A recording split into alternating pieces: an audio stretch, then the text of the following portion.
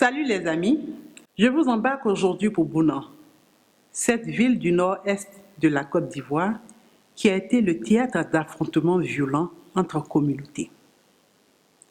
À peine sortis de cette attaque djihadiste de Grand Bassam, les Ivoiriens étaient surpris de se retrouver confrontés à une nouvelle attaque entre communautés d'une même région. Terrible, n'est-ce pas? Alors, posons-nous la question, quels sont les faits? Qu'est-ce qui s'est passé ce jour-là pour que ces communautés qui vivent en bonne communion, en bonne intelligence depuis des siècles, se retrouvent à s'affronter de la sorte? Allons-y pour les faits. Qu'est-ce qui s'est passé à Bouna? Qui est-ce qui a été l'élément déclencheur de cette crise sans précédent dans la région? Les cultivateurs lobby se plaignaient très souvent des éleveurs peuls dont les animaux allaient souvent saccager leurs plantations. D'escarmouche en escarmouche, l'affaire va se retrouver devant le Bouna Massa, le roi de Bouna, et le préfet des régions. Alors ces deux autorités, de commun accord, ont commencé une médiation auprès des antagonistes. Alors que la médiation suivait son cours, nous sommes surpris d'apprendre cette attaque de certains peuples par des lobbies appelés tchotchol, c'est-à-dire des chasseurs traditionnels, et qui viennent avec des armes attaquer cette communauté peul. Il va s'en suivre des morts en n'a pas fini, et un déplacement massif de la population. À écouter les faits, on se retrouve devant une affaire ordinaire, entre guillemets, d'éleveurs et de cultivateurs, comme il en existe souvent dans le nord de la Côte d'Ivoire. Mais il n'en est rien. Nous nous retrouvons devant un problème un peu plus profond. Ensemble, je vous demande de revenir en arrière sur l'historique de Bouna, sur le peuplement de Bouna. Nous avons au départ les Koulango. Les Koulango, de par leurs ancêtres, les Lorons, sont arrivés il y a de cela près de 2000 ans. Arrivés les premiers, ce qui entraîne logiquement la chefferie des Lorons, c'est-à-dire des Koulango. Automatiquement, ils sont des chefs de terre. En seconde position, nous voyons arriver les Malinké. Les Malinké débarquent au XVIe siècle.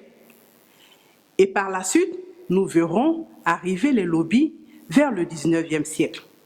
Alors voilà les trois grands groupes qui composent la région de Bouna. Et donc, logiquement, nous avons un roi central qui est le Bouna Massa, issu des premiers habitants de Bouna. Avec cet historique du peuplement de Bouna, aujourd'hui, les donnes ont changé. Les lobbies devenus numériquement plus nombreux revendiquent une place de chef qui devrait logiquement leur donner une certaine autonomie pour gérer leur propre communauté. Mais il est bon de signaler que les Malinké se sont alliés aux Koulango et c'est ensemble qu'ils gèrent la chefferie de Bouna. Alors, qu'est-ce qu'en pensent les populations de Bouna? Nous allons essayer de prêter nos oreilles au bruit à l'intérieur des cases, à l'intérieur des soukala, l'habitation traditionnelle des lobbies, pour comprendre ce qui ressort réellement du fond du cœur des protagonistes. Alors ensemble, écoutons-les. Je vous lis quelques réactions recueillies pêle-mêle de ces populations. La première réaction que je vous lis: depuis cette envie de roi lobby dans le royaume Koulango, le bonheur a quitté notre région. En seconde réaction, nous avons tout petit. On t'apprend à ne pas considérer le petit lobby, même à l'école, cela influence nos rapports. La troisième réaction: tout part des élections législatives où les lobbies ont été lésés d'une victoire. À présent, partons dans la case des Koulango pour également écouter leurs observations. La première réaction: la révolution lobby en marche.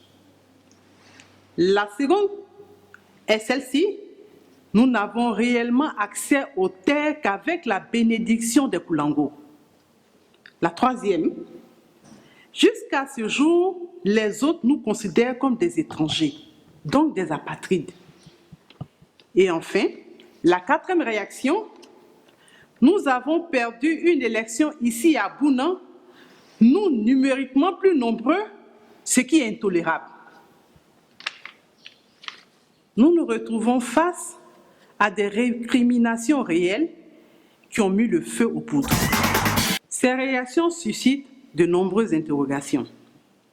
Nous allons nous intéresser à 3 interrogations. La première, pourquoi est-ce que le chef lobby, qui affirmait à la télévision ivoirienne avoir un certain pouvoir sur son peuple, n'a pas stoppé rapidement ces affrontements? La seconde interrogation, comment est-ce que de simples chasseurs, qui devraient en principe posséder que de petits fusils de chasse, se retrouvent ainsi dotés d'armes aussi sophistiquées telles que les Kalachnikov? Troisième interrogation, comment accéder à la demande des lobbies, numériquement plus nombreux désormais, sans pour autant remettre en cause la chefferie du roi de Bouna, quand on sait le statut désormais accordé au chef et roi traditionnel en Côte d'Ivoire? Après cette intervention vigoureuse de l'armée de Côte d'Ivoire, pour stopper cette hécatombe annoncée, force doit rester à la loi.